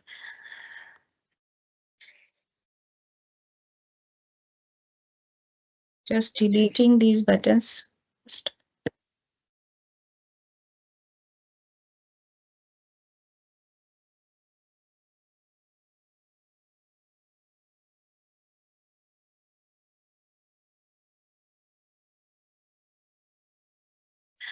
So how to create a macro? Once again, I am repeating that. To create a macro, what we need to do, we need to first see that whether we want to use the relative references on or not. So I enable the use relative references here. That means it will be done as per its position, the cursor position. So I enable that. Now I click on macros, record macro, and here I create the macro. Okay, so I am actually use that name. So say I'm giving the macro name as S1, and then I click, we can change the scope. Acha, somebody asked in the previous class that whether the macro that we are creating, whether it can be available for the and whenever we open any Excel file, will it be available there also? So normally, it is up to you how which scope you use that. Use so if you want it to be available in the current workbook, you choose this workbook, and if you want it to be available for all, in that case, you can choose personal macro workbook. Okay, so I want to keep it in the current workbook only, so I click OK. Okay, directly it will not take, so I need to do is underscore one. So my macro recording has started. So now you can see it is really using relative reference. Now here I am applying the function sum, and then I simply select these three cells and I press enter. So my macro creation is done. I want to calculate the total using it, and that is it. Now for the next row, so now see here, if I want to apply the same macro, I can go to macros, view macro, and then from here I can simply choose and run. So what it will do, it will execute the task. This is fine. Now suppose this task I want to do with the help of a button. Instead of going to record macros and run macro or using the shortcut, I want to do it with the help of a button. So I can go to developer, enable the developer tab. I can go to the developer, insert, and then we can take the form control button. Okay. Now when we take this, here, simply this list comes, list of all the macros. I can choose this macro and just click OK. So in that case, it is available now. So now if I have some more data somewhere and we want to apply something, in that case, simply if we click on this, it will execute the macro. Is that okay? So simple macro with the help of a button, we can execute in this way. And this button can be edited, this properties of the button can be edited. You can just select your button and just go to properties, and from here you can do it. So I just need to check in my system why it is not showing right now. So it usually when you select the button and then you go to its corresponding properties, it will show you the options to edit the button properties, right? Although you can go to format, and from here also some of the properties you can check, Like I can just go to right click, go to format control, and from here, some of the properties like changing the font color, alignment, size, and the margins, etc. So these things we can apply. Okay. And some fill color properties are also available, but right now here it is not showing. Maybe in your system it will work. You can check this. Okay, so simply in this manner, I have just simply created one sum button where I have assigned the macro.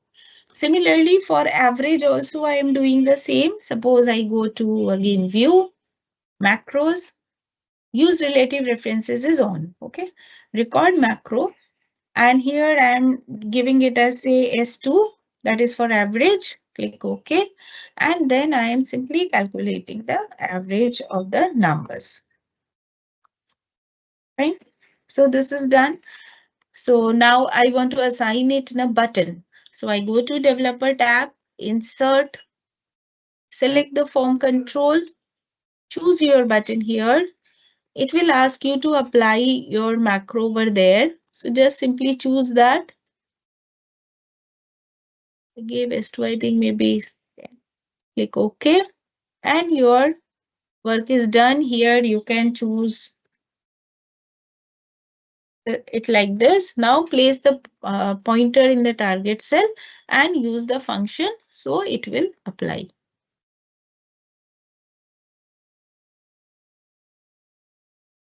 There is something going on here. I don't know. Oh, I made the same mistake. I did not do the stop recording bit.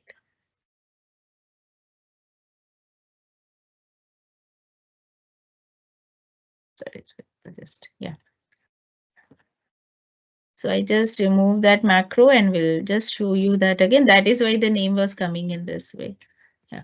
So I keep the cursor here. Macros, record macro, S_2, that is for average.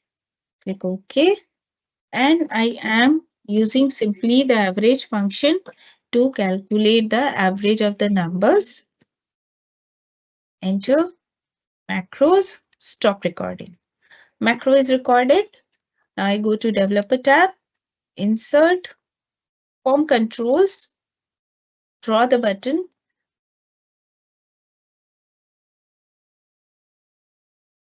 It did the stop recording. Again, the same problem will occur.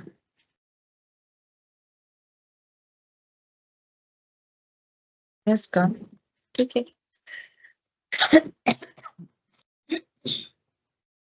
Okay. And this button caption you can change by right clicking and click on edit text. Remove this and type the. Okay.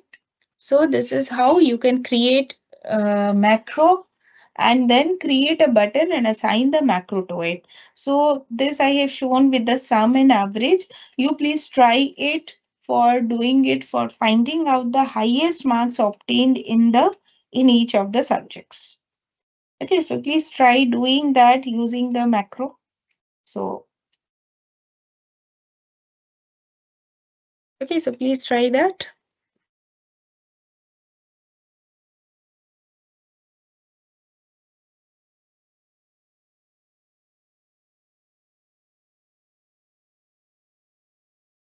Yes, Kishore, 2-3 times if you do, then it will be clear. In my system, actually, Excel is creating little problem for last 2 days.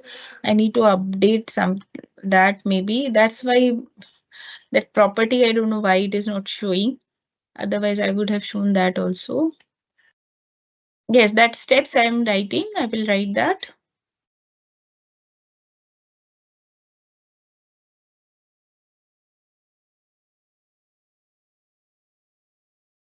You want me to repeat?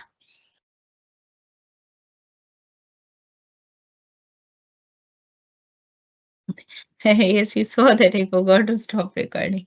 Yeah, okay.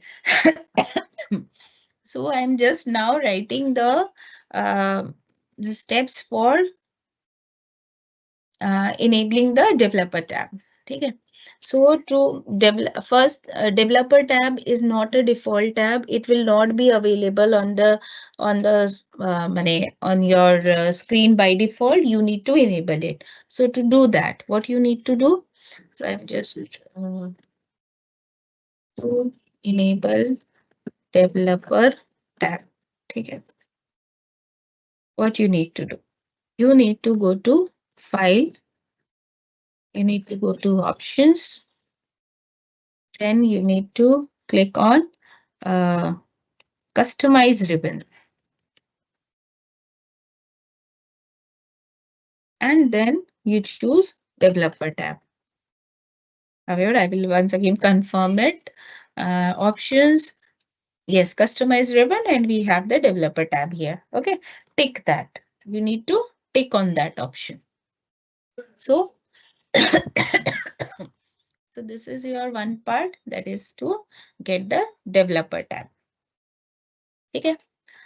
Next is to bring your form controls, right? You need to bring the form control part.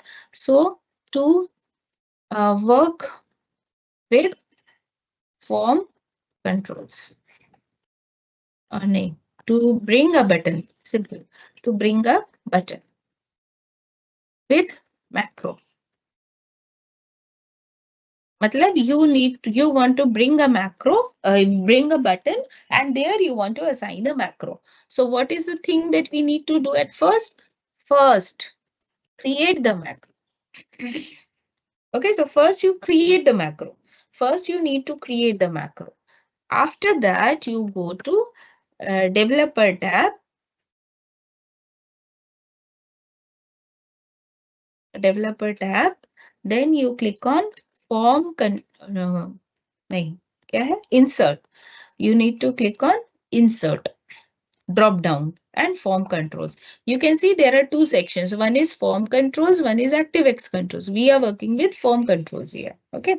So what you need to do, click on Insert drop down and then choose Form Controls. Under Form Controls, click on Button.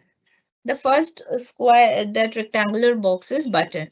Then you need to draw it on the Excel sheet. Okay. It will ask to assign a macro. So you create a macro. Suppose here, for example, I am writing macro name is suppose S_1. Suppose this is your macro name. So you assign the macro, you select the macro from the list, assign it over there and just click OK. So this will be done. So the way in which you create the macro, accordingly your work will be done. All right, so you can take a screenshot or I will later post it in the chat box. So I hope this will help you to remember the steps. Okay. You have to do it very carefully. As you saw, I missed to stop recording and it just created that it was working in a very, very surprising way. So you can understand it is so important to do all the steps one by one carefully. Little distraction or little bit, by chance, if you miss it, in that case, it will not give you the desired result. So when you are working with macro, you have to carefully do all the steps one by one, and then you go for assigning it to the button. Once this part is done, now you are free. So this is done. So in that case, your worksheet is ready. Now after this, you don't need to bother about anything. You will put in your data. Calculations will be done automatically. Just you need to click on the button which calculation you want. Accordingly, the work will be done.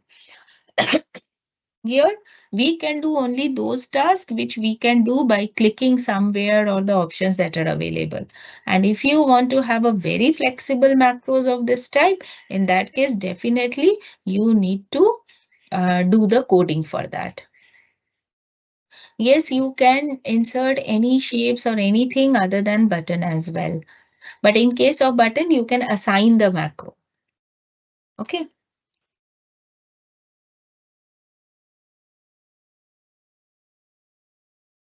Yes, Rishabh, I have told developer option will not come automatically. You need to enable it. Okay, so that is why you need to know that how you can enable this part. Okay, and then whenever you are working with macro, after that, what you need to do, you need to save the file as macro enabled file. So this is very, very important after work. If you are working with macro, in that case, you need to save your file as save as. You need to go in your location and save as type as macro enabled workbook. If you forget to do this, in that case, whatever macros you have created will not be saved in the system. And if it is not saved, in that case, obviously, next time when you open the file, it will not give you all that work that you have done.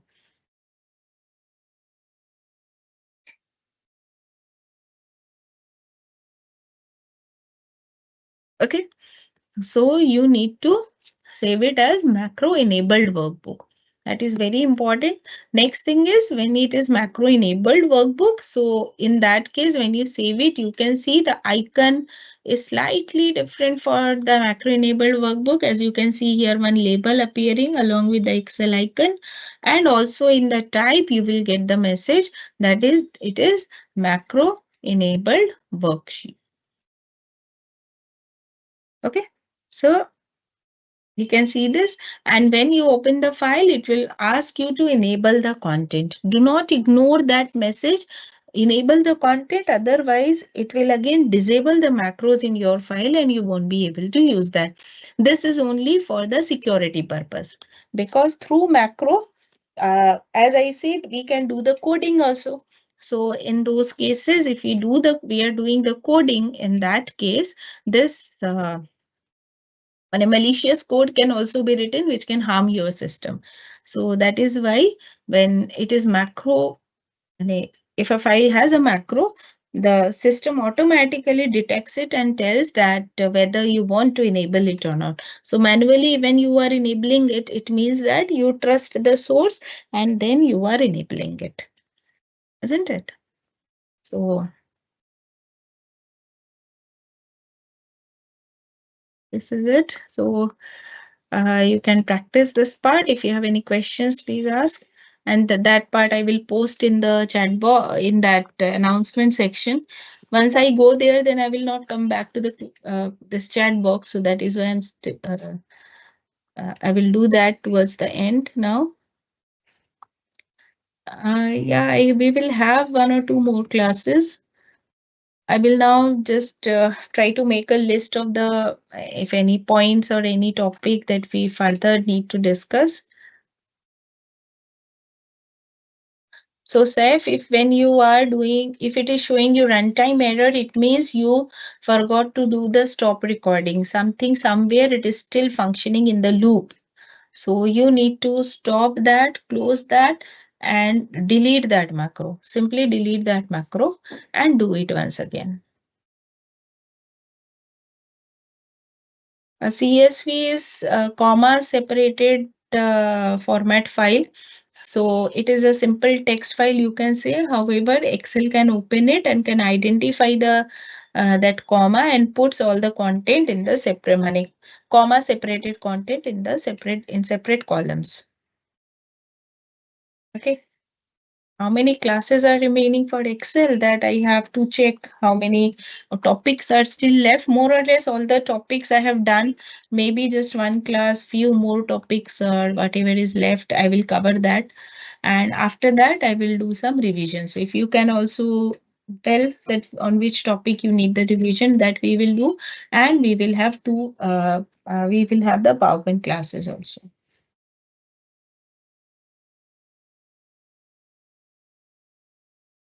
Yes, PowerPoint is there. We will be doing that.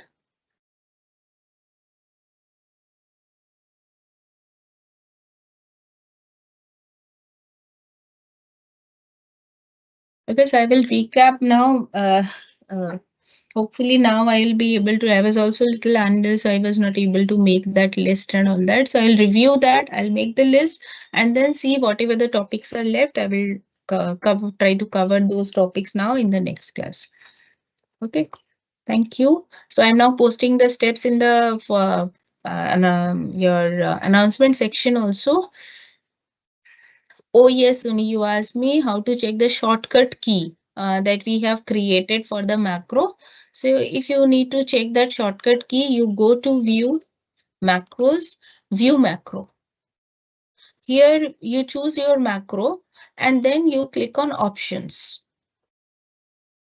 Okay, click on options and this gives you this dialog box where you can check the shortcut key and the description for the macro that you have created.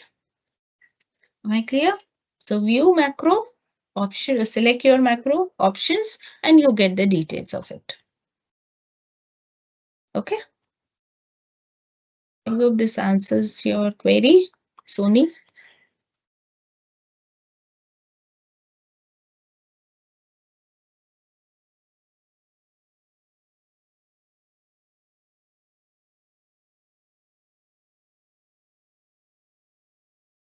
Debajyoti, I answered your question. IRR and XIRR is that IRR, it takes the those returns that we are getting, it considers it at a regular interval, equidistant from each other, maybe month, maybe year, whatever it is equidistant.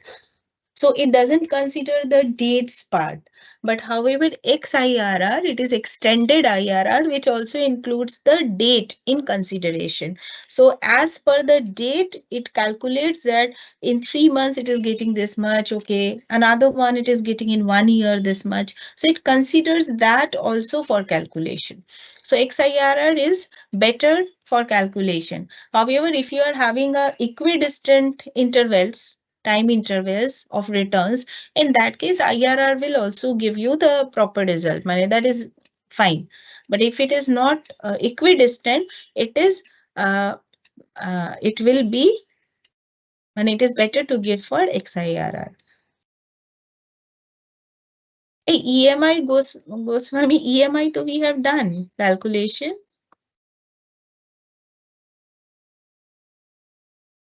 Starting topics, yes, we will do the revision. If I take all the topics for revision, maybe 2 revision classes will be required in that case.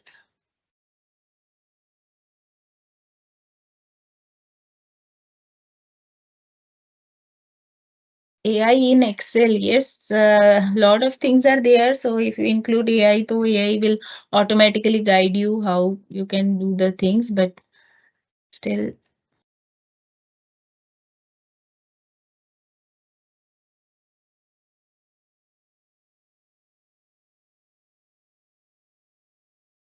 Okay, so thank you. I'm going to the now announcement section and will post those steps that I have written. Hope you have taken the screenshot. Still, if some people have not taken the screenshot and are comfortable in taking the step, so I'm just posting it there. So you can copy it from there.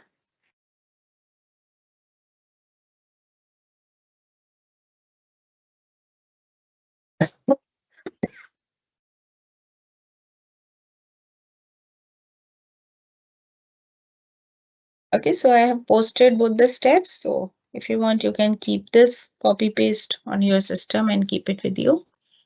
Okay, so thank you.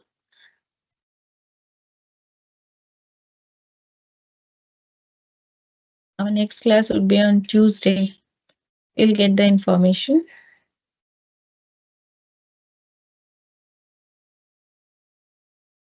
Okay, so I close it for now today.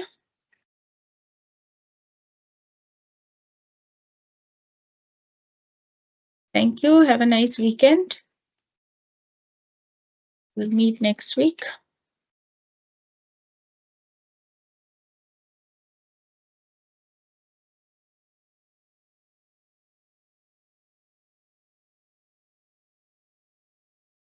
Shall Okay, I so I'm end the closing. class? Yes, I'm closing it. So I stop sharing. Okay, I'm ending it. Okay, thank you.